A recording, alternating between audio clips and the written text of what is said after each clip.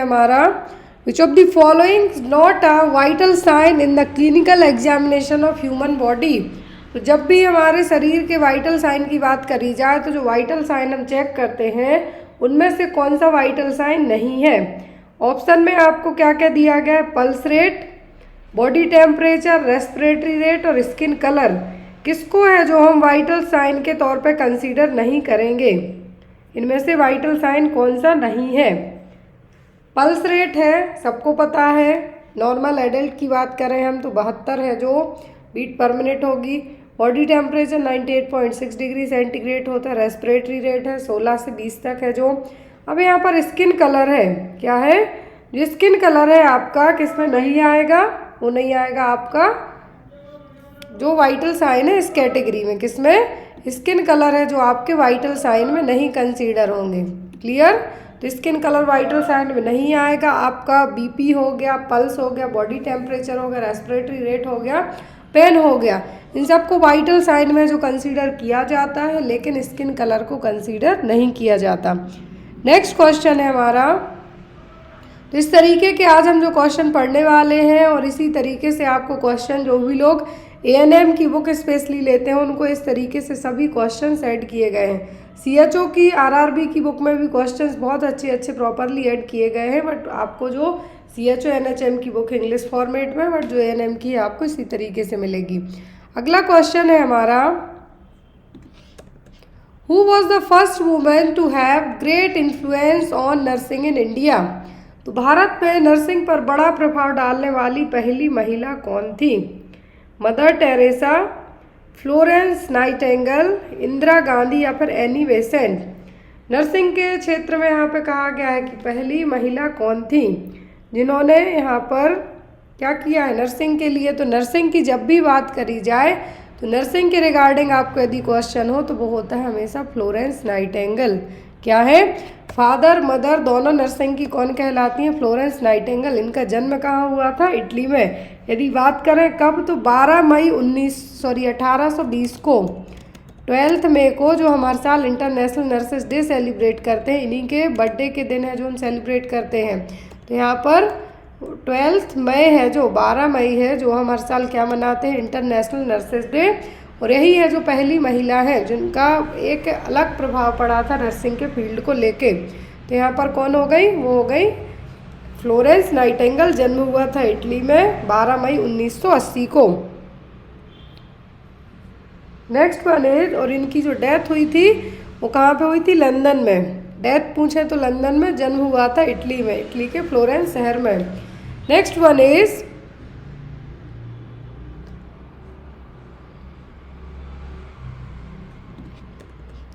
which of the following category of nurses provides services on the reproductive child health program। तो यहाँ पे देखिए कौन सी कैटेगरी में जो नर्सेस हैं किस रिप्रोडक्टिव प्रोग्राम के, रिप्रोडक्टिव चाइल्ड हेल्थ प्रोग्राम मतलब RCH के किस फील्ड में अपना है जो एक तरीके से सर्विसेज प्रोवाइड करेंगी। Industrial nurses, teaching nurses, community health nurses या फिर डायरेक्टर ऑफ नर्सिंग। कौन सी नर्सिंग वाले हैं जो RCH प्रोग्राम में अपनी जिम्मेदारी निभाएंगे, सर्विसेज प्रोवाइड करेंगे। तो इंडस्ट्रियल वाले तो नहीं होंगे यहाँ पर। इंडस्ट्रियल वालों का काम कहाँ पे होगा, जो इंडस्ट्रीज हैं, जो कंपनीज हैं वहाँ पर। टीचिंग नर्सेस हॉस्पिटल में होंगी but specially for RCH programme. तो RCH प्रोग्राम के लिए होंगी कम्युनिटी हेल्थ नर्सेस। क्या होंगी, कम्युनिटी हेल्थ नर्सेस का है जो यहाँ पे मेन काम रहेगा। किसको, RCH प्रोग्राम हो गए, MCH प्रोग्राम सर्विसेज हो गई, उन सब के लिए। Next one is, the first state level nursing council was established in. तो पहला है जो स्टेट लेवल नर्सिंग काउंसिल है, इसकी स्थापना कहाँ पे हुई थी, किस राज्य में हुई थी। फर्स्ट स्टेट दिल्ली, तमिलनाडु, केरला या फिर मिजोरम। तो यदि हम सबसे पहले नर्सिंग स्कूल की जो बात करें, फर्स्ट नर्सिंग स्कूल है जो कहाँ पे खुला था, वो था हमारा मद्रास, मतलब कि चेन्नई की बात करें तो नावाडेस मद्रास के जो चेन्नई का पुराना नाम है। तो यहाँ पर पहले नर्सिंग काउंसिल की स्थापना भी स्टेट लेवल नर्सिंग काउंसिल की स्थापना कहाँ पे हुई थी, तमिलनाडु में। कहाँ पर, तमिलनाडु में। यदि हम बात करें तो जो पहला नर्सिंग स्कूल भी है वो कब खुला था, 1871 में मद्रास और तमिलनाडु में, जहाँ पर शुरुआत की गई थी 6 महीने के नर्सिंग डिप्लोमा से, जो कि 4 स्टूडेंट बस उस टाइम पे एडमिशन लिए थे। कितने? 4 स्टूडेंट बस यहाँ पे एडमिशन लिए थे। नेक्स्ट क्वेश्चन है हमारा, आपको यहाँ पर TNAI, SNAI, INC ये सब एग्जाम में आएंगे, तो यहाँ पे आपको सभी चीज़ें पढ़ के रेडी रहना है। अगला क्वेश्चन है यहाँ पर, निम्नलिखित कीटाणु शोधन यंत्र में कौन सा अपने कार्य में एक प्रेशर कुकर के सिद्धांत का अनुकरण करता है? तो यहाँ पर जो स्टरलाइजेशन डिवाइस है और इसका जो प्रिंसिपल है काम करने का, वो एज अ प्रेशर कुकर है, जिसपे आप चावल बनाते हैं, दाल बनाते हैं, वही प्रेशर कुकर। तो उसके बेस पर है जो प्रिंसिपल है यहाँ पे एप्लीकेबल होगा, वो कौन सा है? ऑप्शन में है ऑटोक्लेविंग, हॉट एयर ओवन, इंस्पिसेटर या फिर पास्चराइजर। तो इनमें से कौन सा है जो यहाँ पर एज अ प्रेशर कुकर की तरह काम करेगी डिवाइस? वो होता है ऑटोक्लेविंग। और हॉस्पिटल में जो बेस्ट मेथड अपनाई जाती है स्टरलाइजेशन के लिए, वो होती है क्या? ऑटोक्लेविंग। क्या होती है? ऑटोक्लेविंग बेस्ट मेथड होती है। इसका एग्जाम में आपको प्रेशर और ड्यूरेशन पूछा जाता है। तो 15 से 20 मिनट तक 121 PSI है जो यहाँ पर इसका प्रेशर कंसीडर किया जाता है। अब ये डिपेंड करता है ऑटोक्लेविंग के थ्रू आप किस चीज़ का स्टरलाइजेशन कर रहे हैं। और एक ऐसी सिंगल मेथड है जिसमें जो जर्म्स हैं, स्पोर्स हैं, जो भी बैक्टीरिया वायरस हैं, उनके जो स्पोर्स हैं वो भी ख़त्म हो जाते हैं। अदर देन चाहे हॉट एयर ओवन कर लो, कुछ भी कर लो, उसमें जो माइक्रो ऑर्गेनिज्म है उनके स्पेशली स्पोर्स हैं जो ख़त्म नहीं होते हैं, वो ओनली किस में होते हैं? ऑटोक्लेविंग में। Next one is asepsis is the method used in the hospital for. तो असेप्सिस जो कि एक मेथड है, अपूर्तिता विधि, जो कि किसके लिए इस्तेमाल की जाती है हॉस्पिटल में? ट्रीटमेंट ऑफ अल्सर के लिए, इन्फेक्शन कंट्रोल एंड स्टरलाइजेशन के लिए, मतलब संक्रमण नियंत्रण या फिर नसबंदी के लिए, डिस्पोजल ऑफ वेस्ट या फिर ट्रीटमेंट ऑफ ट्यूमर। असेप्सिस का मतलब होता है free from any kind of infection, free from any kind of infection, किसी भी तरीके के इन्फेक्शन से फ्री होना। तो वो होगा किस में जाएगा आपका? स्टरलाइजेशन और इन्फेक्शन कंट्रोल में। यहाँ पर संक्रमण नियंत्रण ही होगा, नसबंदी नहीं होगी। जो नसबंदी है यहाँ पर, वो स्टरलाइजेशन उसको भी कहा जाता है परमानेंट स्टरलाइजेशन। लेकिन यहाँ पर जब भी आप एग्ज़ाम दे रहे हो, एक चीज़ हमेशा याद रखना, यदि आपका पेपर हिंदी इंग्लिश दोनों फॉर्मेट में है, तो आप यदि क्वेश्चन में कंफ्यूज हो तो हमेशा इंग्लिश को आप प्रेफरेंस दीजिए, क्योंकि जब आप यदि ऑब्जेक्शन वगैरह भी लगाएंगे किसी भी नर्सिंग एग्जाम में, तो आपको प्रेफरेंस दी जाती है इंग्लिश वाले पर। तो यहाँ पर इन्फेक्शन कंट्रोल और स्टरलाइजेशन के लिए असेप्सिस टेक्निक है जो हॉस्पिटल्स में अपनाई जाती है। नेक्स्ट वन इज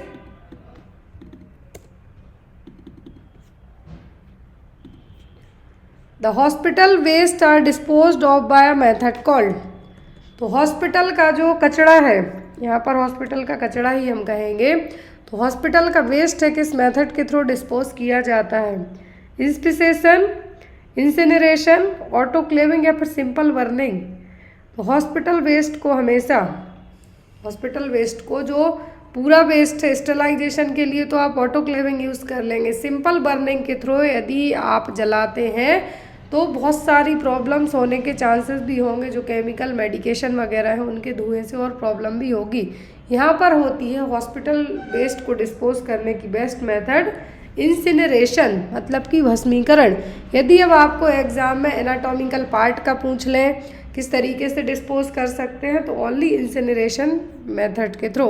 किसके थ्रू? Only incineration. बर्निंग या फिर ऑटोक्लेविंग, ऑटोक्लेविंग से आप स्टरलाइजेशन कर सकते हैं, लेकिन यहाँ पर डिस्पोज नहीं कर सकते वेस्ट को। Next one, which of the following is not a essential component of the medical case history. तो इनमें से मेडिकल केस हिस्ट्री में एसेंशियल घटक कौन से नहीं है? Habits of the patient, hobbies of the patient, past history या फिर ड्रग हिस्ट्री। यदि लेट से आप किसी मरीज की हिस्ट्री कलेक्ट करते हैं तो यहाँ पर कौन से कंपोनेंट ज़रूरी नहीं है? मरीज की क्या आदतें हैं वो जानना आपको बहुत ज़्यादा ज़रूरी है। वो ज़रूरी आपको इसलिए है कि मरीज तंबाकू, खैनी या सिगरेट वगैरह का हैबिचुअल तो नहीं है। हॉबीज़ है जो पेशेंट के शौक़ हैं, हॉबीज़ आप एसेंशियल कंपोनेंट में नहीं आएंगे। फिर पास्ट हिस्ट्री बिल्कुल ज़रूरी है आपको जानना कि उसकी प्रीवियस कोई सर्जरी वगैरह हुई है या उसको कुछ एलर्जी वगैरह रही है तो वो सब। ड्रग हिस्ट्री, कौन सी मेडिकेशन लेता है, बीपी के लिए दवाई लेता है कि शुगर के लिए लेता है, सब कुछ किसी मेडिकल केस में जानने के लिए ज़रूरी है, सिवाय हॉबीज़ को छोड़कर कि मरीज़ किस तरीके के शौक पाले हैं वो आपको प्रेजेंट में उतना ज़रूरी नहीं है कंपेयर टू पेशेंट की हैबिट्स आपको पता होना चाहिए, हिस्ट्री पता होना चाहिए, प्रीवियस हिस्ट्री और पास्ट हिस्ट्री, और ड्रग हिस्ट्री की किसी भी तरीके की मेडिकेशन वगैरह तो नहीं लेता है। अगला क्वेश्चन है यहाँ पर, the process which deactivates the microbes but does not kill them is known as. ये हमने जस्ट अभी पढ़ा है कि इनमें से एक मेथड ऐसी है जिसके थ्रू माइक्रोब्स के जो स्पोर हैं वो भी ख़त्म हो जाएंगे, लेकिन यहाँ पे क्वेश्चन में क्या कहा है कि ऐसी मेथड माइक्रोब्स को डीएक्टिवेट कर देगी, मतलब वो निष्क्रिय करने का काम करेगी लेकिन उनको मारेगी नहीं। तो वो क्या है, स्टरलाइजेशन, सैनिटाइजेशन, डिसइंफेक्शन है, फिर ऑटोक्लेविंग। ऑटोक्लेविंग में तो भाई ये ख़त्म हो जाएंगे सभी, स्टरलाइजेशन में भी हो जाएंगे, लेकिन यहाँ पर ये होगी कीटाणु शोधन मतलब डिसइंफेक्शन। डिसइंफेक्शन मेथड में माइक्रोब्स जो बीमारी क्रिएट कर रहे हैं, फैला रहे हैं, उनको हम डीएक्टिवेट कर देंगे, लेकिन उनको मारने का काम इस प्रोसेस में नहीं हो पाएगा। मॉइस्चराइजेशन में हो सकता है, साथ ही साथ ऑटोक्लेविंग में हो जाएगा, लेकिन यहाँ पर डिसइंफेक्शन में नहीं होगा। अगला क्वेश्चन है यहाँ पर, which of the following gas act as an effective disinfectant. तो इनमें से कौन सी गैस है जो एक कीटाणु शोधन के तौर पे काम करती है, हाइड्रोजन, ऑक्सीजन, क्लोरीन या फिर सल्फर। तो यहाँ पर कौन सी गैस है जिसको यहाँ पर एज अ डिसइंफेक्टेंट के तौर पे यूज़ कर सकते हैं हम, तो वो होती है क्या, क्लोरीन। क्या होती है, क्लोरीन कह सकते हैं आप। यदि फॉर्मेल्डिहाइड है तो आप उसको भी यूज़ कर सकते हैं। Next one is, which of the following gas is used in sterilisation of medical equipment. तो बहुत सारे जो मेडिकल इक्विपमेंट्स हैं उनको स्टरलाइज करने के लिए कौन सी गैस का यूज़ किया जाता है, ethylene oxide, methylene oxide, methane या फिर ईथेन गैस। तो मेडिकल इक्विपमेंट्स जैसे आपके पपेट्स वगैरह हो गए, कोई भी ट्यूब्स वगैरह हो गई, तो सब उनको स्टरलाइज करने के लिए है जो गैस अपना सकते हैं हम, वो क्या होगी यहाँ पर, इथिलीन ऑक्साइड गैस। क्या है, ethylene oxide gas. Next one, the reduction in the residual chlorine due to the reduction in is known as. तो यहाँ पर रेसिडुअल क्लोरीन का रिडक्शन करना, क्लोरामाइन में यहाँ पर क्या है, क्लोरामाइन में कमी के कारण शेष क्लोरीन में कमी को किस रूप में जाना जाता है। देखिए यहाँ पर रेसिडुअल क्लोरीन का रिडक्शन हो रहा है, किसके कारण, क्लोरामाइन रिडक्शन के कारण। ये प्रोसेस क्या है, क्लोरीनेशन। इसमें तो ऐड करना हो जाएगा ये क्लोरीनेशन, क्लोरामिनेशन, रिडक्शन या फिर ब्रेक पॉइंट क्लोरीनेशन। क्या होगी है जिसमें क्लोरीन, रेसिडुअल क्लोरीन रिड्यूस हो रही है, कम हो रही है, किसके कारण, क्लोरामाइन रिडक्शन के कारण ये कम हो रही है। तो क्लोरीनेशन नहीं हो, क्लोरीनेशन में ऐड करना होगा, क्लोरीनेशन में ऐड हो रहा है वो कहलाएगा क्लोरामिनेशन। क्या है यह, chloramination. Next one, which of the following can not be used as a disinfectant in hospital. तो इनमें से क्या है, इनमें से क्या है जो हम अस्पतालों में एज ए कीटाणुनाशक के तौर पर, डिसइंफेक्टेंट के तौर पर इस्तेमाल नहीं कर पाएंगे। सोडियम हाइपोक्लोराइड किया जाता है, EDTA, फॉर्मेल्डिहाइड किए जाते, लेकिन 100% एल्कोहल हम यूज़ नहीं कर सकते हैं। क्या है, 100% हम एल्कोहल यूज़ नहीं कर सकते हैं। जो डिसइंफेक्टेंट के लिए स्टरलाइजर वगैरह होते हैं उसमें भी बहुत मिनिमल अमाउंट में जो एल्कोहल रहता है, लेकिन यहाँ पर 100% एल्कोहल का इस्तेमाल हम हॉस्पिटल डिसइंफेक्टेंट के लिए यूज़ नहीं कर सकते हैं। अगले क्वेश्चन में यहाँ पे कहा गया है आपको, हिस्टेरेक्टोमी क्या है, what is the hysterectomy, surgical removal of ovaries, surgical removal of uterus, surgical removal of ureters या फिर surgical removal of fallopian tube. तो हिस्टेरेक्टोमी क्या कहलाएगा, हिस्टेरेक्टोमी हमने पढ़ा है, बहुत पढ़ा है। हिस्टेरेक्टोमी का मतलब होता है surgical removal of uterus.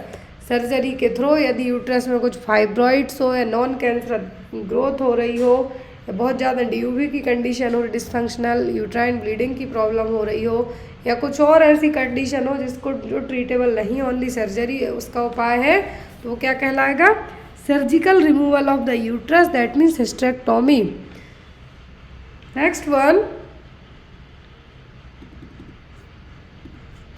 the National Environment Engineering Research Institute is located in NEERI, national environment engineering research institute कहाँ पर है? नई दिल्ली में, कोलकाता में, नागपुर में कि हैदराबाद में? ये जो यहाँ पर रिसर्च सेंटर है राष्ट्रीय पर्यावरण अभियांत्रिकी अनुसंधान संस्थान, ये है नागपुर में, महाराष्ट्र के नागपुर शहर में।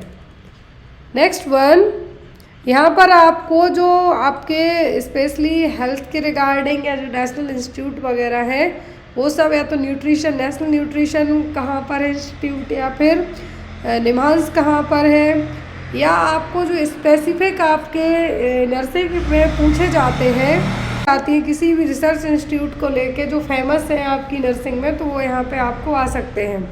अगला क्वेश्चन है, Nalgonda technique is a method of, तो नालगोंडा टेक्निक किसके लिए इस्तेमाल की जाती है? वाटर फ्लोरिडेशन के लिए, फिल्ट्रेशन ऑफ वाटर के लिए, स्टरलाइजेशन ऑफ वाटर के लिए, या फिर डीफ्लोरिनेशन ऑफ वाटर के लिए? किसके लिए नालगोंडा मेथड है जो अपनाई जाती है? हमने पहले भी पढ़ा है। पानी में यदि फ्लोराइड का अमाउंट ज़्यादा है, क्या है, जो आप पानी पीते हैं उसमें फ्लोराइड का अमाउंट ज़्यादा है, तब नालगोंडा टेक्निक अपना के उस पानी को डीफ्लोरिनेट किया जाता है, मतलब पानी का डीफ्लोरिडेशन यहाँ पे किया जाएगा। पानी में जो एक्स्ट्रा फ्लोराइड का अमाउंट है उसको यहाँ पे अलग किया जाएगा। Clear? Next one, Nalgonda technique exam में आई हुई है। और नेक्स्ट वन है यहाँ पर, which of the following is not a helminth which makes the drinking water unsafe? तो इनमें से कौन सा पेट का कीड़ा नहीं है जो पीने के पानी को असुरक्षित बना देता है? यहाँ पर देखिए, ऐसा कौन सा पेट का कीड़ा नहीं है जो पीने के पानी को असुरक्षित बना देता है? अर्थवॉर्म मतलब केंचुए, guinea worm, round worm, flat warm.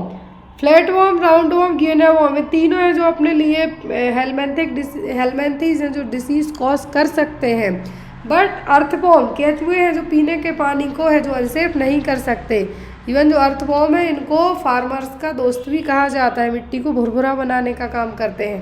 पीने के एक तो ये पेट के कीड़े नहीं है, यहाँ पे साफ साफ लिखा है पेट का कीड़ा नहीं है। पेट का कीड़ा तो यहाँ पर अर्थवॉर्म ही नहीं है क्योंकि मिट्टी में रहेगा। Next one is, the government of India launch the national water supply and sanitation programme in the year. Bharat सरकार ने किस वर्ष में है जो राष्ट्रीय जल आपूर्ति एवं स्वच्छता कार्यक्रम का शुभारंभ किया था? तो ये काम किया था भारत सरकार ने 1954 में। कब? 1954 में। 1952-53 में आया था हमारा 1962 में आया था फैमिली वेलफेयर प्रोग्राम। भारत है जो एक पहला देश बन गया था फैमिली प्लानिंग प्रोग्राम को लाने वाला, नेशनल फैमिली प्लानिंग प्रोग्राम लाने वाला। तो यहाँ पर भारत सरकार ने है जो राष्ट्रीय जल आपूर्ति और स्वच्छता कार्यक्रम का शुभारंभ किया था 1954 में। कब? 1954 में। अगला क्वेश्चन है हमारा, the study of distribution and determinants of disease in a community is known as. किसी भी समुदाय में बीमारी के वितरण मतलब फैलना और उसके जो डिटर्मिनेंट्स हैं उनकी स्टडी करना किस नाम से जाने जाते हैं? एटियोलॉजी, पैथोजेनेसिस, एपिडेमियोलॉजी या फिर एंडेमोलॉजी? किस नाम से जाने जाते हैं? कोई भी डिसीज़ यदि होती है किसी भी कम्युनिटी में तो उसके जो रीज़न है, किस सोर्स से हुई, वो सब चीज़ें क्या कहलाएंगी? रीज़न। ओनली रीज़न होता तो आप कहते इटियोलॉजी और कॉज, लेकिन यहाँ पर कैसे फैली, किस तरीके से हुई, वो सब की स्टडी करना क्या कहलाता है? एपिडेमियोलॉजी। क्या है? एपिडेमियोलॉजी। इसके जो 3 ट्रायड हैं वो एग्जाम में आते हैं, वो होता है एजेंट, होस्ट एंड इन्वायरमेंट। ये आपको एग्जाम में ज़रूर आता है तो याद रखिए। अगला क्वेश्चन है हमारा, the disease which is constantly present and widely spread in a community is known as. तो कौन सी बीमारी है जो लगातार बड़े पैमाने पर फैल रही है, उसे क्या कहेंगे? एंडेमिक, एपिडेमिक, पेंडेमिक या फिर स्पोरेडिक। यदि कोई बीमारी एक ही कम्युनिटी में है और वहीं बस फैल रही है तो क्या है? ये कहलाएगा एपिडेमिक। क्या कहलाएगा? एपिडेमिक।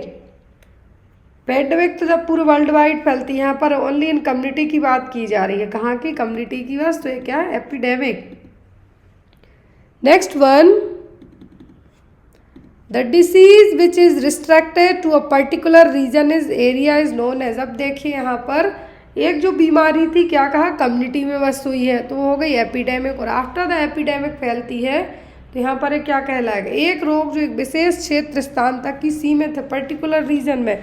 यदि किसी गांव में कोई बीमारी फैली तो वहीं तक है, किसी दूसरे गांव को अपनी चपेट में नहीं लेगी, तो वो कहलाती है क्या? एंडेमिक। क्या है?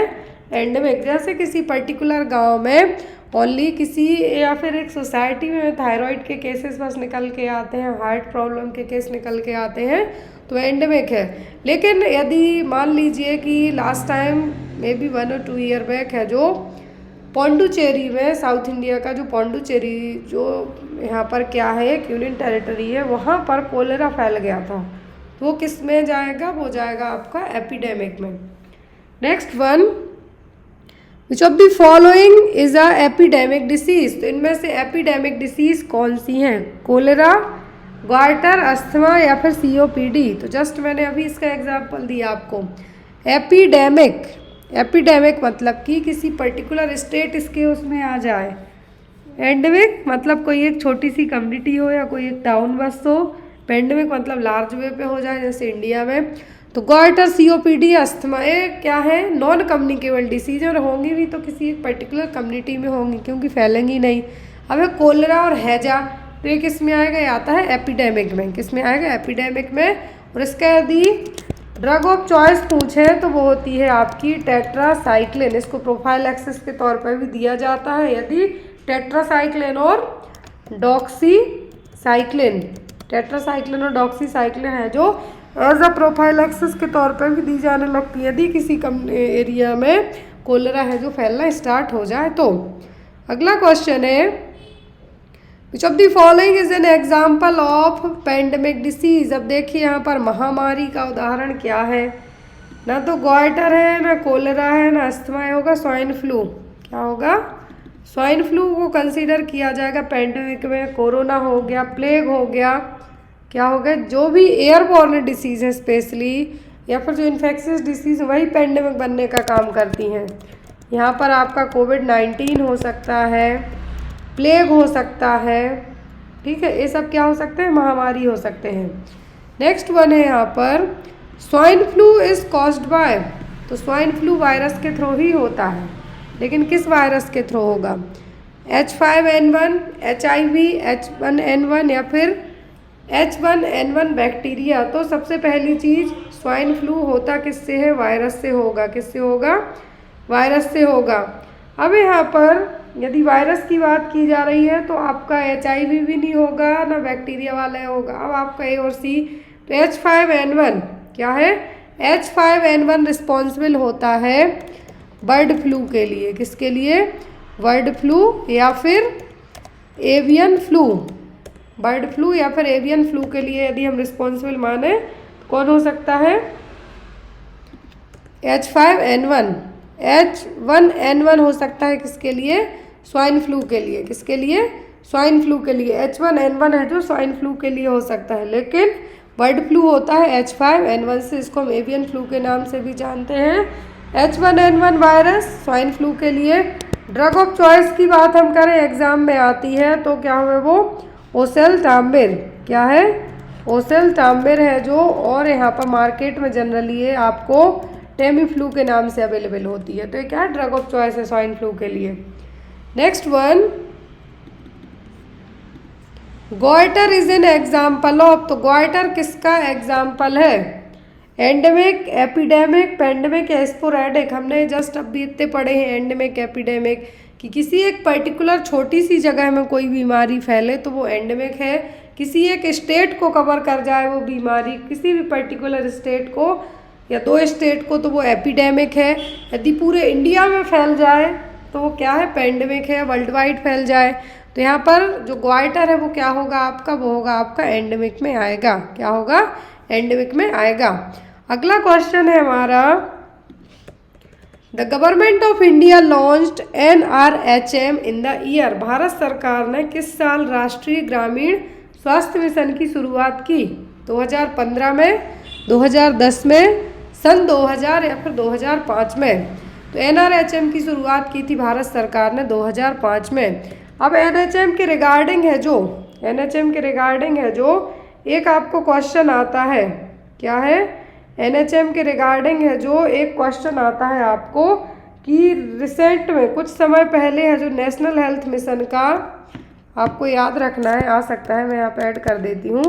NHM का अदर नेम है जो यदि आपको पूछे, जैसे सब सेंटर को हम हेल्थ एंड वेलनेस सेंटर के नाम से जानते हैं, ऐसे ही PM मोस्टली है जो आपको NHM के बारे में पता है, लेकिन यहाँ पर जो नाम बदल के लाया गया था वो क्या रखा गया था, प्रधानमंत्री समग्र स्वास्थ्य मिशन।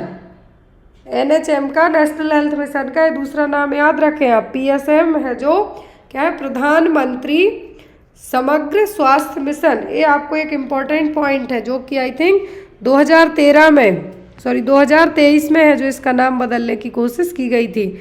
यदि NRHM की बात करें हम तो NRHM कब आया था, 12 अप्रैल 2005 में। Clear. Next one is auxiliary nurse midwife work set. तो यहाँ पे आपको मैं ANM के लिए ही एक क्लास ले रही हूँ। तो एज अ ANM आप कहाँ काम करेंगे, स्टेट लेवल पर, डिस्ट्रिक्ट लेवल, मंडल लेवल या फिर गांव लेवल पर। तो सबको पता है ANM की जो जॉब होती है या तो उनको सब सेंटर में अपॉइंट किया जाता है, ना तो डिस्ट्रिक्ट में जाएंगी, ना टर्सरी हॉस्पिटल में जाएंगी, ना स्टेट में जाएंगी। कहाँ पे जाएंगी, विलेज लेवल में। Clear. Next one is the accredited social health activist is guided and trained on various aspects of health care by. तो जो आशा वर्कर हैं उनके लिए हेल्थ के रिगार्डिंग जो ट्रेनिंग और जो अदर चीज़ें बताने का काम है वो कौन करेगा, medical officer, medical superintendent, auxiliary nurse midwife या फिर आंगनवाड़ी वर्कर। तो जो एक्रीडिटेड सोशल हेल्थ एक्टिविस्ट है 1000 जनता के बीच में एक अपॉइंट की जाती है। तो यहाँ पर उनको जो हेल्थ के रिगार्डिंग चीज़ें बताई जानी है सभी उसकी ट्रेनिंग देने का काम आप करेंगे एज अ ANM।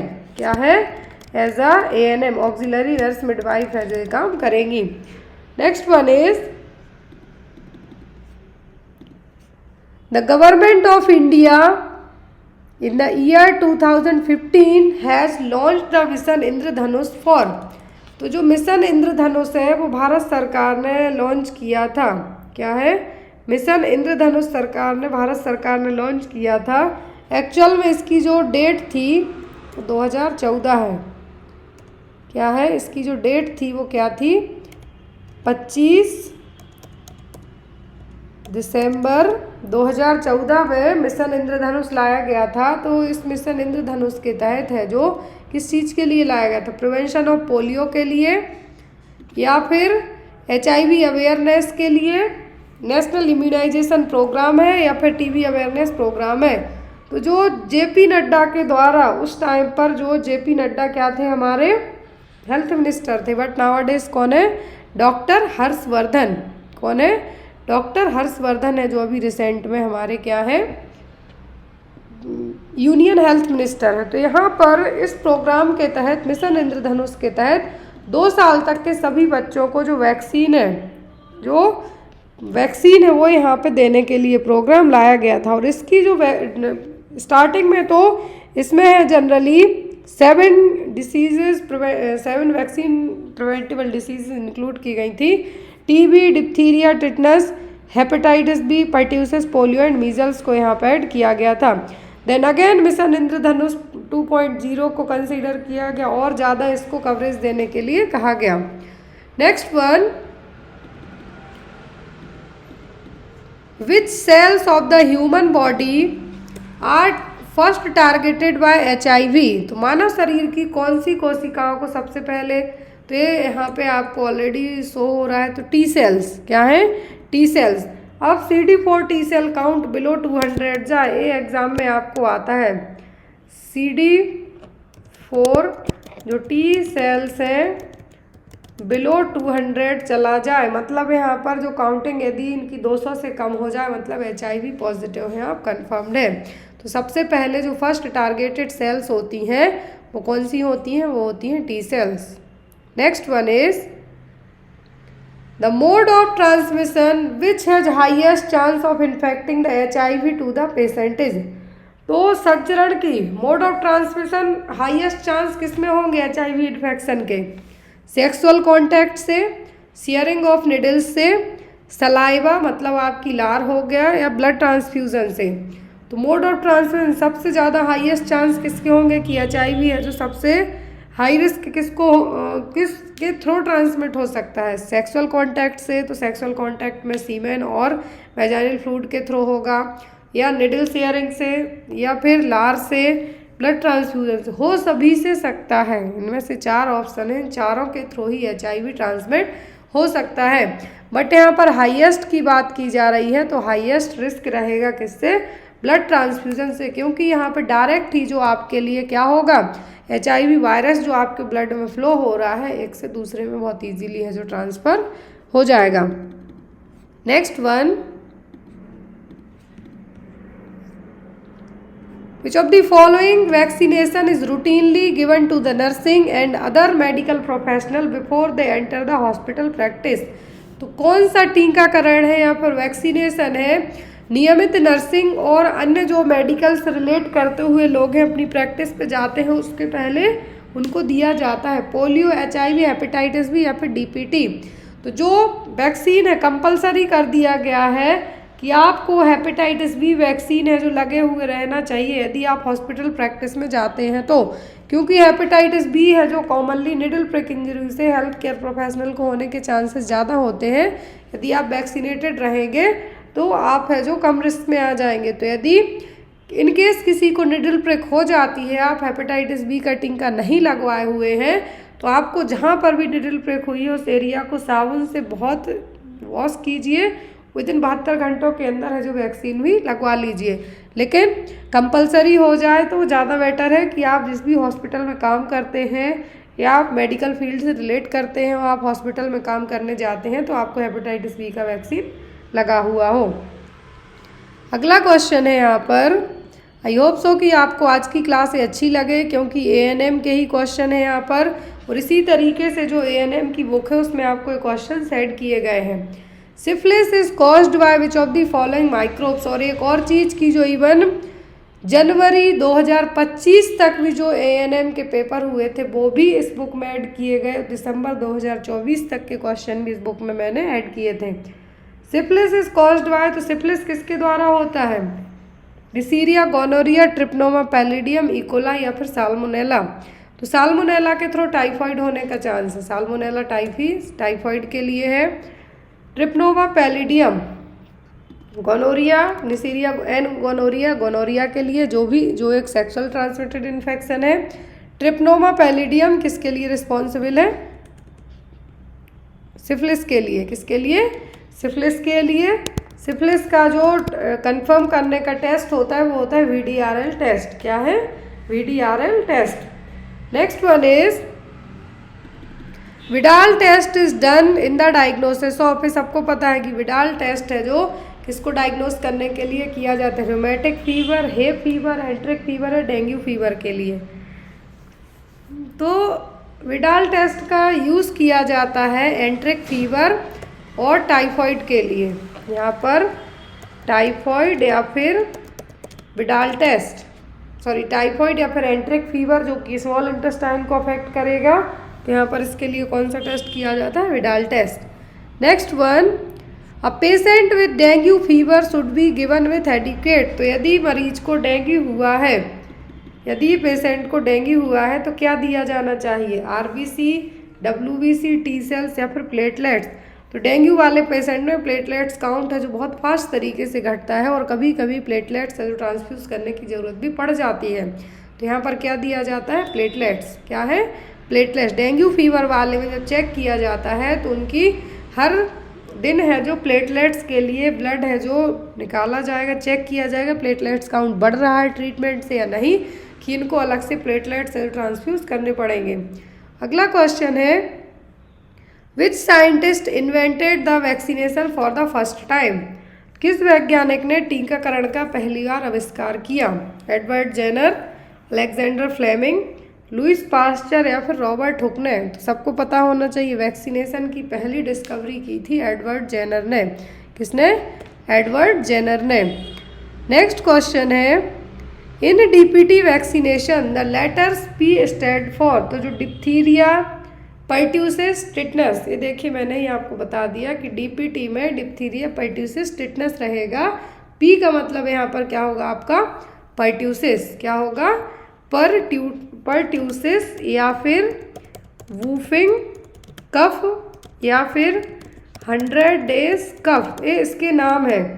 क्या है? नाम है बॉर्डेटेला पर्ट्यूसिस नाम के बैक्टीरिया से होगा और ये जनरली लेस देन 2 ईयर्स तक के बच्चों को क्या करेगा? अफेक्ट करता है। यहाँ पे इसके साइन है, सॉरी यहाँ पर इसकी क्या है खासियत है कि 2 साल से कम उम्र के बच्चे को होने के चांसेस रहते हैं। एक और चीज़, जिन बच्चों को फिट्स या फिर कन्वल्जन्स या कुछ न्यूरोलॉजिकल समस्या है उनमें पर्ट्यूसिस क्या है? कॉन्ट्रा इंडिकेटेड रखी जाती है। याद रखिए डीपीटी का जो पर्ट्यूसिस कंटेंट है, जिन भी बच्चों को कन्वल्जन्स की शिकायत है उनके लिए ये वैक्सीन नहीं दी जाती है क्योंकि ये और ज़्यादा रिस्क है जो कॉज कर सकती है। एक क्वेश्चन आपके लिए आंसर आप लोग कमेंट बॉक्स में दीजिएगा। जो आगे के क्वेश्चन है हम एएनएम वाले नेक्स्ट क्लास में पढ़ेंगे। BCG vaccination is given for. तो बीसीजी का टीकाकरण किसके लिए दिया जाता है? कोलेरा, लेप्रोसी, टाइफाइड या फिर ट्यूबरक्लोसिस के लिए। आंसर आप लोग कमेंट बॉक्स में दीजिएगा। बीसीजी का मैं बता दूं कि ये दिया जाता है at the time of birth. यदि जन्म के समय नहीं दे पाए तो 1 साल की उम्र तक बच्चे को दे सकते हैं और इसका जो ड्यूरेशन है एटलीस्ट 20 ईयर तक बच्चे को प्रिवेंट करके रखता है टीबी होने से। प्रिवेंट करने की बात की जा रही है, कन्फर्म हम नहीं कह सकते हैं, बट जो एज पर रिसर्च है यही दिखाया गया है कि 15 से 20 साल तक के लिए प्रोटेक्शन का काम करेगा। और यदि हम बात करें तो लेफ्ट अपर आर्म में इंट्राडर्मल रूट से टीका दिया जाता है। अब आप बताएंगे कि किस डिसीज़ के लिए दिया जाता है।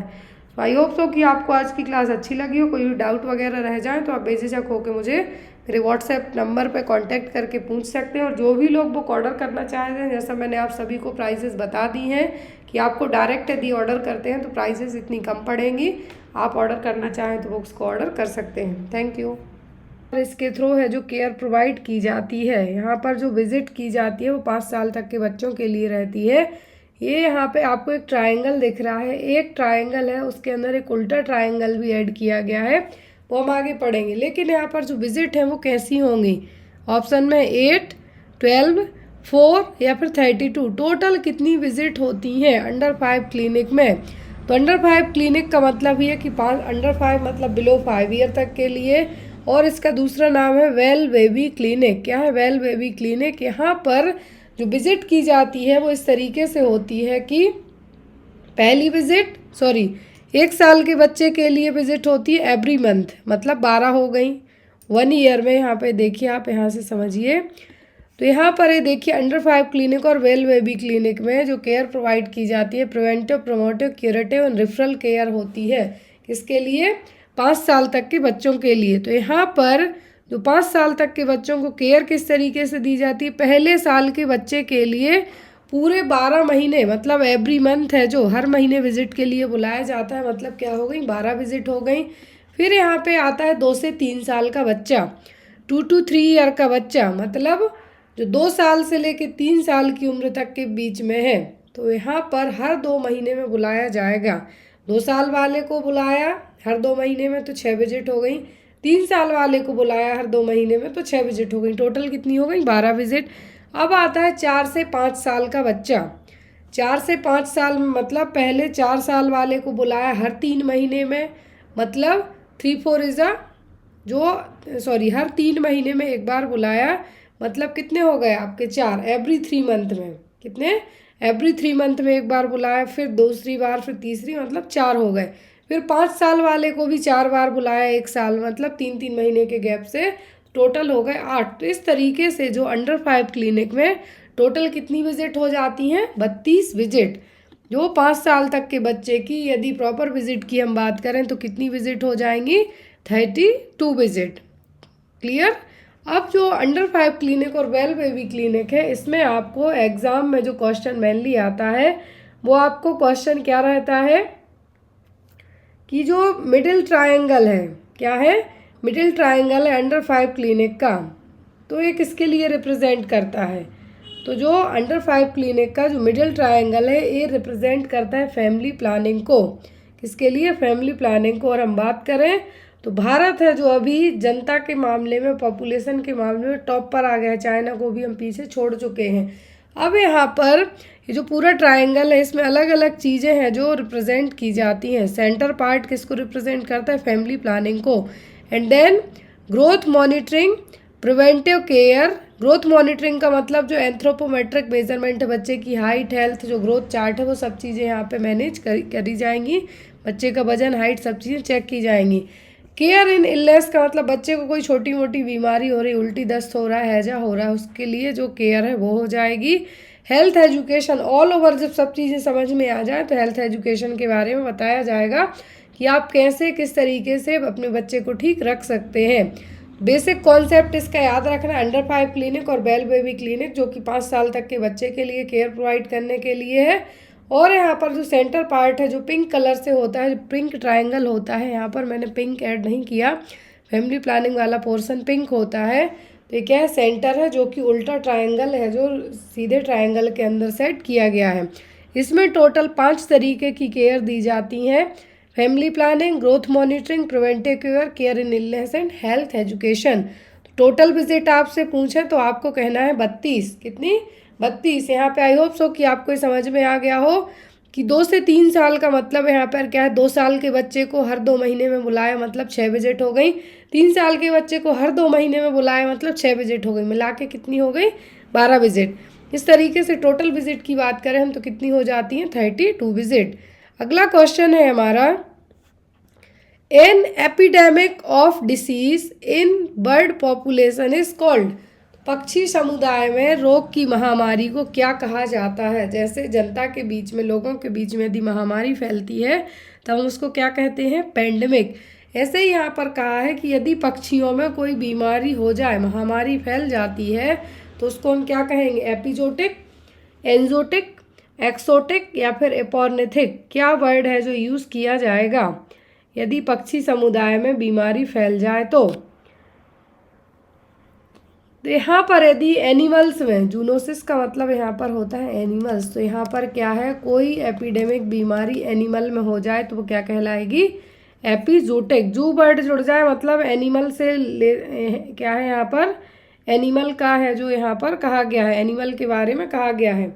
एंजोटिक का मतलब है यहाँ पर किसी पर्टिकुलर रीजन में, मतलब यहाँ पर ये भी एनिमल से ही रिलेटेड है, लेकिन यहाँ पर एंडेमिक की बात की गई है।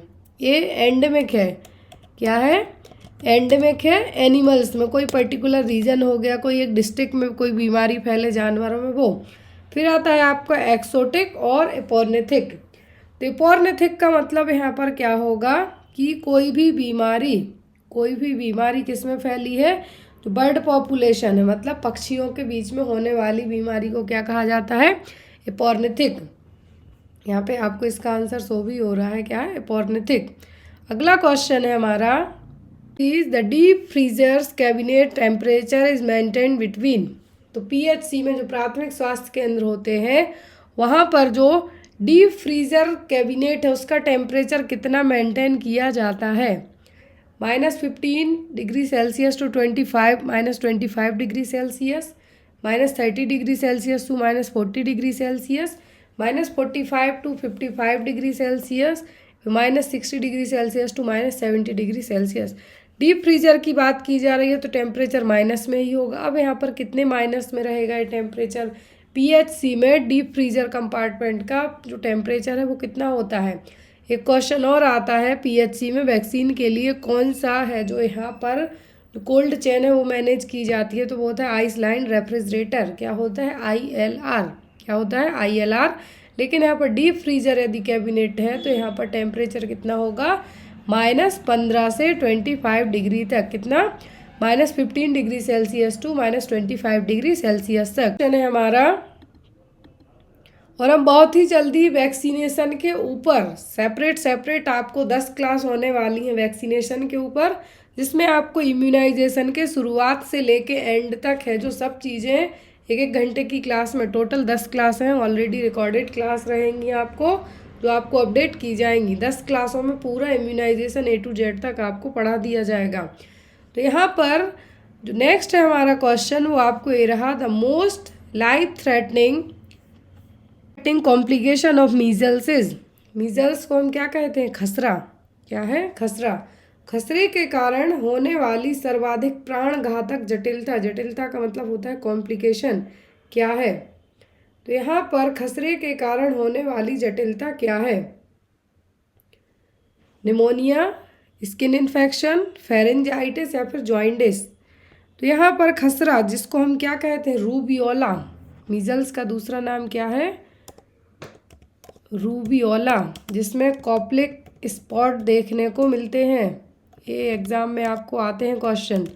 क्या है? कॉप्लिक स्पॉट देखने को मिलते हैं। खसरा का दूसरा नाम है रूबियोला। इसके कारण जो लाइफ थ्रेटनिंग कॉम्प्लिकेशन हो सकता है वो कौन सा होगा? तो यहाँ पर जो स्किन इन्फेक्शन, फेरेंजाइटिस, जॉइंटिस, ये सब क्या है? कंट्रोल किए जा सकते हैं। लेकिन जो मेजर कॉम्प्लिकेशन डेवलप हो सकता है वो होता है निमोनिया। क्या होगा? निमोनिया। निमोनिया का मतलब होता है लंग्स का इन्फेक्शन होना। तो यहाँ पर सबसे जो जटिलता मतलब लाइफ थ्रेटनिंग कॉम्प्लिकेशन डेवलप हो सकता है वो क्या होगा? निमोनिया। अगला क्वेश्चन है यहाँ पर, national cancer awareness day is observed on. तो नेशनल कैंसर अवेयरनेस डे है जो हम कब मनाते हैं? ऑप्शन में आपको 7 नवंबर, 1 दिसंबर, 4 अप्रैल या फिर 25 जुलाई। कब है जो हम नेशनल कैंसर डे के तौर पे सेलिब्रेट करते हैं? तो हर साल 7 नवंबर को, क्या है? 7 नवंबर को है जो हम नेशनल कैंसर डे के तौर पे सेलिब्रेट करते हैं। लेकिन यदि हम यहाँ पे बात करें वर्ल्ड कैंसर डे की, क्या है? World cancer day. अब यहाँ पे 2 चीज़ें आपको याद रखनी है। यदि नेशनल कैंसर अवेयरनेस डे के बारे में बात की जा रही है मतलब हमारे इंडिया को लेके ही बात हो रही है। कब हो रही है? इंडिया को लेके बात हो रही है। और हर साल हम 7 नवंबर को ये क्या करते हैं? सेलिब्रेट करते हैं। लेकिन यदि हम वर्ल्ड कैंसर डे की बात करें, किसकी? वर्ल्ड कैंसर डे की, तो जो वर्ल्ड कैंसर डे है इसकी डेट आपको डिफरेंट रहने वाली है। तो वर्ल्ड कैंसर डे की हम बात करें तो क्या है? 4 फरवरी। 4 फरवरी क्या है यहाँ पर? World cancer day. लेकिन यहाँ पर कैंसर अवेयरनेस डे की बात की जा रही है, तब क्या होगा आपका? 7 नवंबर। आपका आंसर यहाँ पे क्या होगा? 7 नवंबर। लेकिन यदि आपको एग्ज़ाम में पूछा जाए कि नेशनल डे पे मतलब इंडिया में नेशनल कैंसर अवेयरनेस डे कब है, तो वो होता है आपका 7 नवंबर को। लेकिन वर्ल्ड कैंसर डे की बात करें तो क्या है? 4 फरवरी को। Next one is Spiegelberg criteria is used in the diagnosis of. तो निम्नलिखित में से किसके निदान में स्पाइजेलबर्ग मानदंड है जो यूज़ किया जाता है? ऑप्शन है यहाँ पर सर्वाइकल प्रेगनेंसी के लिए मतलब ग्रीवा संबंधी प्रेगनेंसी के लिए, कॉर्नियल प्रेगनेंसी या फिर ट्यूबल प्रेगनेंसी या ओवेरियन प्रेगनेंसी। तो यहाँ पर जो स्पाइजल वर्ग क्या है यहाँ पर? मानदंड है या फिर क्राइटेरिया है। तो इसका यूज़ किया जाता है किसके लिए? ओवेरियन प्रेगनेंसी के लिए। किसके लिए? ओवेरियन प्रेगनेंसीज के लिए। यहाँ पर ओवेरियन प्रेगनेंसी में, ओवेरियन प्रेगनेंसी कब आइडेंटिफाई होंगी? कि किसी भी तरीके से ओवरी में जो एक्टोपिक प्रेगनेंसी होती है एक तरीके की, अदर देन फैलोपियन जो यूट्रस में ना इम्प्लांटेशन होके कहाँ हो जाता है एक्टोपिक प्रेगनेंसी में, वैसे ही स्पाइरल प्रेगनेंसी में पता चलेगा कि जो प्रेगनेंसी है ओवरीज में तो नहीं है, फैलोपियन ट्यूब के यहाँ पे तो जाती है, वो क्या कहलाती है एक्टोपिक प्रेगनेंसी। लेकिन यहाँ पर ओवेरियन प्रेगनेंसी को आइडेंटिफाई करने के लिए, डायग्नोस्ट करने के लिए स्पाइजेलबर्ग क्राइटेरिया है जो इस्तेमाल किया जाता है। एग्ज़ाम में क्वेश्चन, आई थिंक ESIC के एग्ज़ाम में क्वेश्चन है जो आ चुका है। अगला क्वेश्चन है the volume of amniotic fluid at term is, क्या है, एक टर्म प्रेगनेंसी में एमनियोटिक फ्लूइड का अमाउंट है जो कितना होता है, 200 से 300 ml, 600 से 800 ml, 1 लीटर या फिर 1.5 लीटर, कितना अमाउंट होता है। यदि टर्म प्रेगनेंसी की बात करें हम, टर्म प्रेगनेंसी का मतलब होता है 37 हफ्ते की प्रेगनेंसी। टर्म प्रेगनेंसी का मतलब क्या होगा, 37 वीक है जो जेस्टेशन के, वो क्या हो चुके हैं, कंप्लीट हो चुके हैं, क्या है, कंप्लीट हो चुके हैं, वो प्रेगनेंसी कहलाती है टर्म प्रेगनेंसी। जैसे जैसे 35 हफ्ते से आगे की प्रेगनेंसी जाती है, एमनियोटिक फ्लूइड है जो कम होना स्टार्ट हो जाता है, तो ना तो यहाँ पे 1 लीटर होगा ना 1.5 लीटर होगा। यदि 500 ml से ज़्यादा जाता है तब हम उसको क्या कह देते हैं, ओलिगोहाइड्रोमनियास। 2000 ml से ज़्यादा जाता है तो पॉलीहाइड्रोमनियास कह देंगे। लेकिन एक टर्म प्रेगनेंसी में एवरेज जो वॉल्यूम होता है एमनियोटिक फ्लूइड का वो होता है 600 से 800 ml तक, कितना, 600 to 800 ml तक है जो एक टर्म प्रेगनेंसी में एमनियोटिक फ्लूइड होता है। कम होगा 500 ml से तो क्या होगा, ओलिगोहाइड्रोमनियास, ज़्यादा होता है तो polyhydramnios. Next one is cycle cord is around, तो गर्भनाल की जो औसत लंबाई है वो कितनी होती है, 10 सेंटीमीटर, 15 सेंटीमीटर, 20 सेंटीमीटर या फिर 40 सेंटीमीटर। तो एक अम्बिलिकल कॉर्ड की एवरेज हम बात करें, एक होती है शॉर्ट लेंथ में भी, क्या है, शॉर्ट लेंथ में भी होगी। लेकिन यदि हम यहाँ पे बात करें शॉर्ट की जगह एक एवरेज की, एवरेज मतलब है जो नॉर्मल लेंथ की हम बात करें तो ये होती है 50 से 60 सेंटीमीटर तक, कितनी, 50 to 60 सेंटीमीटर तक। लेकिन ये डिपेंड करता है जो माँ की हाइट, हेल्थ, जो गेस्चर है उस पर। तो यहाँ पर यदि एक एवरेज हम बात करें जो एज पर ऑप्शन में है तो वो क्या होगी आपकी 40 सेंटीमीटर, कितनी, 40 सेंटीमीटर। लेकिन यदि हम इंच में पूछें, यदि आपको इंच में पूछा जाए तो ये होती है 19.6 to 23.6 इंच तक, क्या है, इंच में है यहाँ पर। सेंटीमीटर में यदि हम कहें तो 50 to 60 centimetre, but as per option के आपका आंसर क्या होगा, 40 सेंटीमीटर। अम्बिलिकल कॉर्ड में 3 वेसल्स होती हैं टोटल, कितनी, 3 वेसल्स होती हैं, 2 आर्टरी 1 वेन। वेन कैरी करती है ऑक्सीजनेटेड ब्लड को, जबकि आर्टरीज कैरी करती हैं क्या, डीऑक्सीजनेटेड ब्लड को। जैसे पल्मोनरी वेन कैरी करती हैं ऑक्सीजनेटेड ब्लड, आर्टरी कैरी करती हैं डीऑक्सीजनेटेड ब्लड। क्लियर।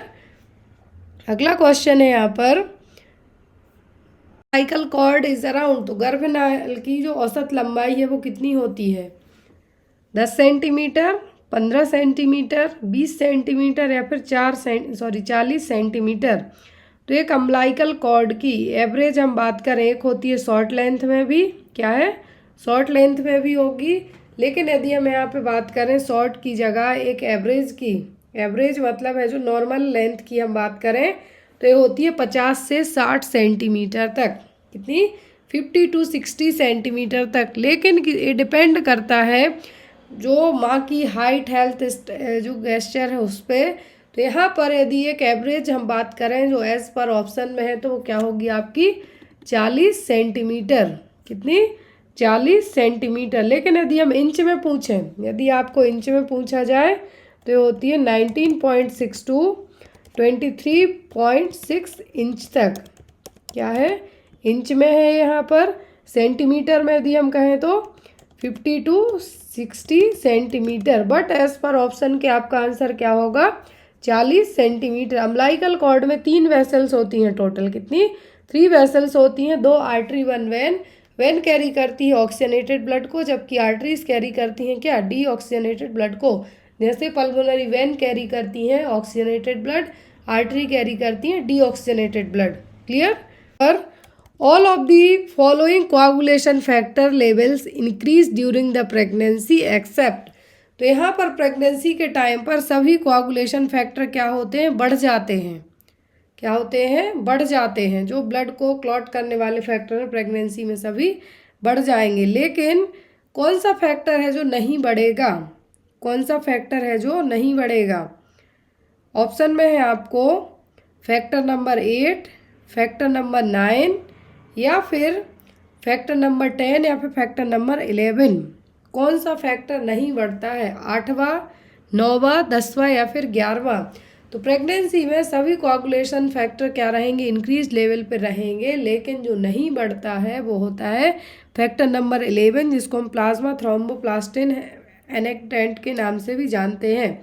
क्या है, 11वें नंबर का फैक्टर है, 11वें नंबर का क्लॉटिंग फैक्टर, जिसको हम क्या कहते हैं, प्लाज्मा थ्रोम्बोप्लास्टिन एनेक्टेंट, जो कि प्रेगनेंसी में नहीं बढ़ता है। कोआगुलेशन में हेल्पफुल है लेकिन ये प्रेगनेंसी में इसका लेवल नहीं बढ़ेगा। 8वें और 9वें की कमी से तो हीमोफीलिया तक हो जाता है, तो बड़े हुए रहें तो बेटर है। लेकिन यहाँ पर 11वें नंबर का फैक्टर है जो प्रेगनेंसी में नहीं बढ़ता है। Next is the product of conception is called an embryo between. किस अवधि के बीच के गर्भधान के उत्पाद को भ्रूण कहा जाता है?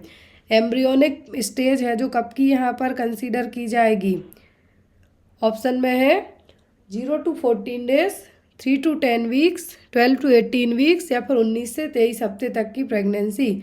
एम्ब्रियो कब कंसीडर किया जाएगा?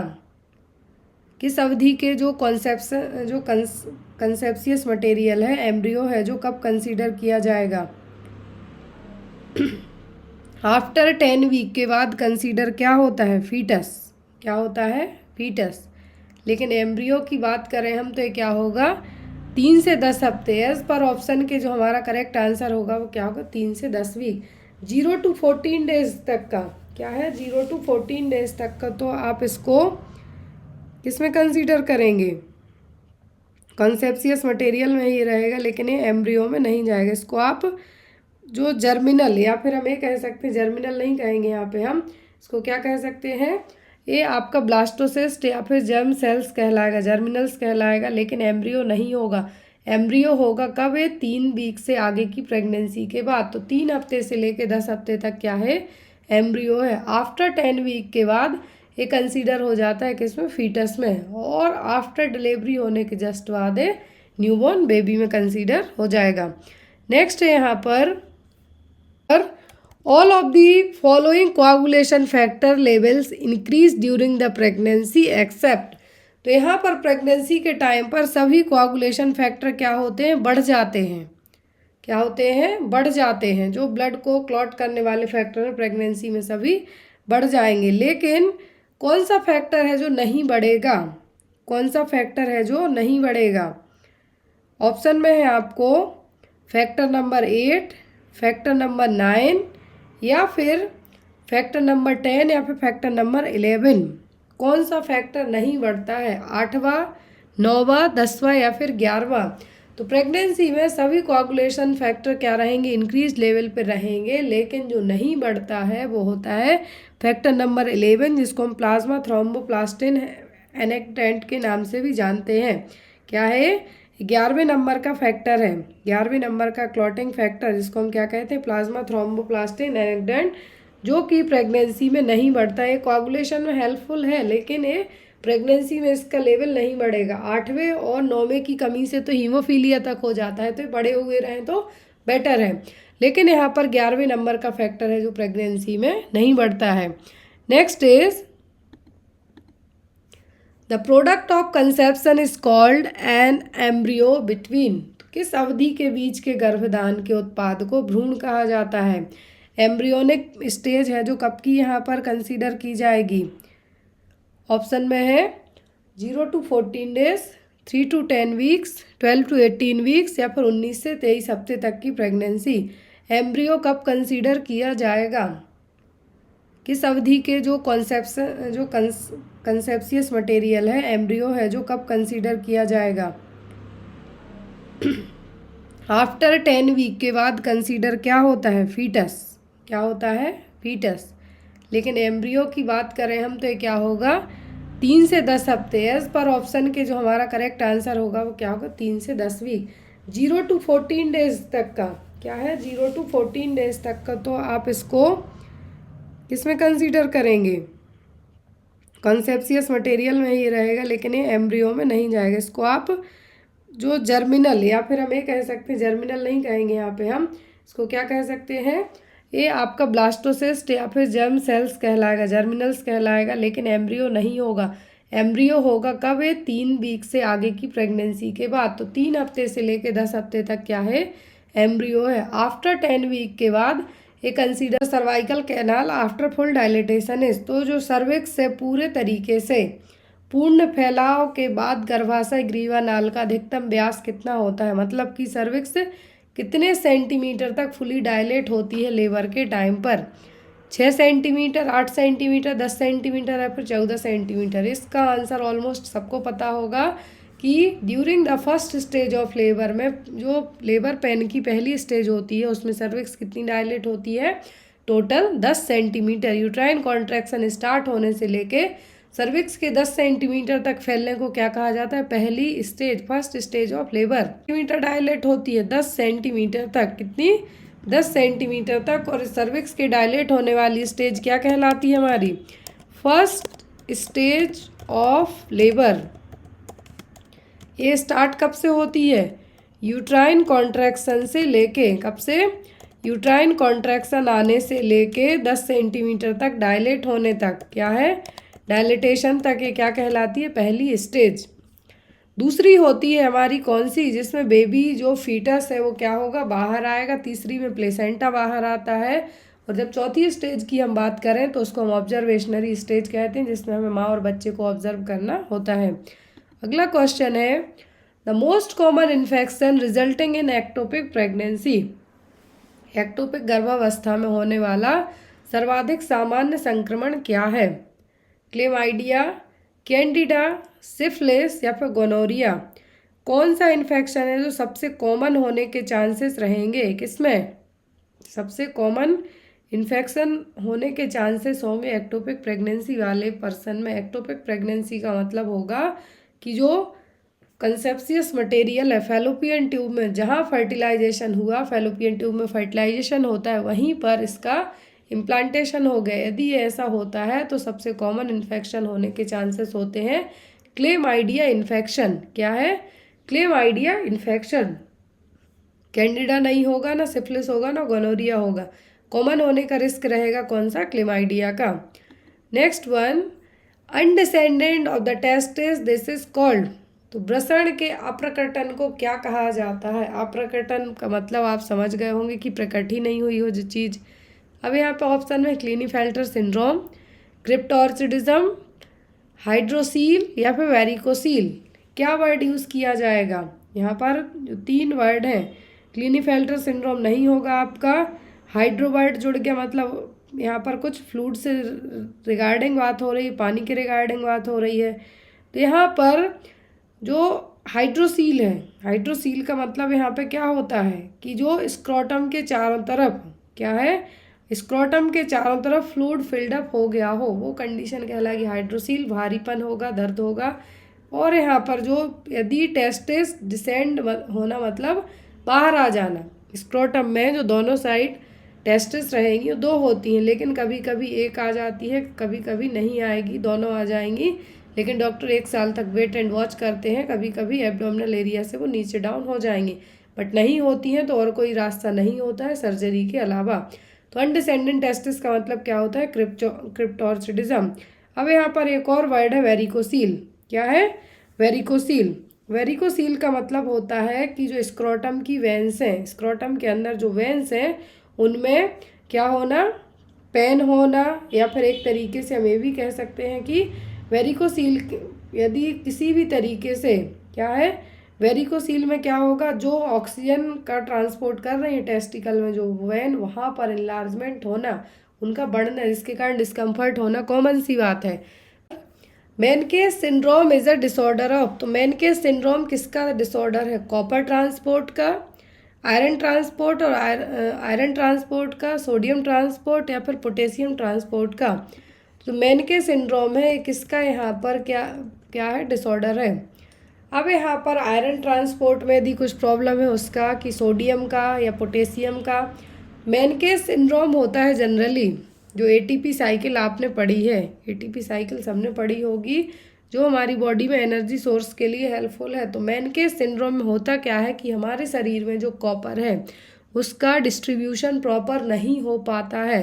पूरी बॉडी में एक ऐसा डिफेक्ट होगा जिसके कारण जो कॉपर ज़रूरी है वो जहाँ जहाँ ज़रूरी है वहाँ नहीं हो पाएगा, जिसके कारण इनफ अमाउंट में, मतलब एक प्रॉपर अमाउंट में हमारे ब्रेन को या हमारे ब्लड को, कहीं के बॉडी के ऐसे पार्ट्स को जहाँ पर कॉपर की आवश्यकता है वहीं नहीं पहुँचेगा।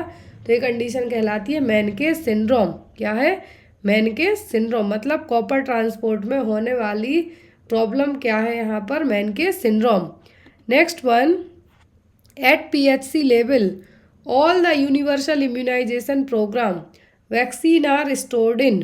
तो प्राथमिक स्वास्थ्य केंद्र के स्तर पर जो as per universal immunisation programme के तहत जो टीकों का भंडारण है कहाँ किया जाता है, वॉक इन कोल्ड रूम में, डीप फ्रीजर, आइसलैंड रेफ्रिजरेटर या फिर कोल्ड बॉक्सेस में। ये हमने इनिशियल क्वेश्चन में जो पढ़ लिया है, आगे के शुरुआती क्वेश्चन में। तो PHC लेवल पर वैक्सीन का स्टोरेज किया जाता है कहाँ पे होता है, आइसलैंड रेफ्रिजरेटर में। टेम्परेचर सेट किया जाता है +2 to 8 डिग्री सेल्सियस, 8 से आगे नहीं। नेक्स्ट क्वेश्चन है यहाँ पे, वैक्सीन को स्टोर किया जाता है कहाँ पर, आइसलैंड रेफ्रिजरेटर में। टेम्परेचर मैनेज किया जाता है +2 डिग्री सेल्सियस to 8 डिग्री तक। यहाँ पे याद रखें +2 to +8 डिग्री सेल्सियस तक यहाँ पर टेम्परेचर को मैनेज किया जाता है। आपको ये एग्जाम में क्वेश्चन आता है कि PHC में वैक्सीन स्टोरेज कैसे किया जाएगा, ILR में, आइसलैंड रेफ्रिजरेटर में, और यहाँ पर टेम्परेचर की बात कर रहे हैं हम तो +2 to +8 डिग्री सेल्सियस तक। अगला क्वेश्चन है हमारा, which of the following is not a vital sign in the clinical examination of human body. निम्नलिखित में से कौन सा मानव शरीर की नैदानिक परीक्षा में एक महत्वपूर्ण संकेत नहीं है। क्लिनिकल एग्जामिनेशन जब बॉडी का करते हैं तो वाइटल साइन कौन सा नहीं है। सिंपल सा क्वेश्चन है यहाँ पर। पल्स रेट है, बॉडी टेम्परेचर है, रेस्पिरेटरी रेट है, स्किन कलर है, क्या आपको आंसर बताना है। तो पल्स रेट होता है, बॉडी का टेम्परेचर होगा, रेस्पिरेटरी रेट होगी, लेकिन यहाँ पर पेन भी नाउअडेज वाइटल साइन में इंक्लूड कर दिया गया है, लेकिन यहाँ पर स्किन का कलर है जो वाइटल साइन की कैटेगरी में इंक्लूड नहीं किया गया है। स्किन का कलर है जो इसमें इंक्लूडेड अभी तक नहीं हुआ है। नेक्स्ट है यहाँ पर, asepsis is a method used in hospital for. तो हॉस्पिटल में असेप्सिस टेक्निक अपनाई जाती है। अपूर्णता विधि किसके लिए इस्तेमाल की जाती है, एक होता है सेप्सिस मतलब इन्फेक्शन, दूसरा होता है असेप्सिस किसके लिए है, ट्रीटमेंट ऑफ अल्सर के लिए, इन्फेक्शन कंट्रोल और स्टरलाइजेशन के लिए, या फिर डिस्पोजल ऑफ वेस्ट के लिए, या फिर ट्रीटमेंट ऑफ ट्यूमर के लिए। असेप्सिस का मतलब होता है फ्री फ्रॉम इन्फेक्शन। क्या है, फ्री फ्रॉम इन्फेक्शन। अब यहाँ पर असेप्सिस टेक्निक किसके लिए होगी, तो ये होती है इन्फेक्शन कंट्रोल और स्टरलाइजेशन के लिए। किसके लिए, इन्फेक्शन कंट्रोल और स्टरलाइजेशन के लिए। यहाँ पर ये नसबंदी नहीं है, स्टरलाइजेशन ही है। तो यहाँ पर आपका आंसर क्या होगा, इन्फेक्शन कंट्रोल और स्टरलाइजेशन। और मैं आपको बता दूं क्लास आगे और मूव करने के पहले कि जो भी लोग बुक्स, PDF या जो भी स्टडी मटेरियल लेना चाहते हैं, जो आपके डाउट रह जाते हैं किसी भी तरीके के रिगार्डिंग, या इवन आप नहीं लेना चाहते, अपने एग्ज़ाम के पर्पज़ से भी डाउट क्लियर करना चाहते हैं, तो व्हाट्सएप पे आप बेझिझक होकर मैसेज करके पूछ सकते हैं। Next one is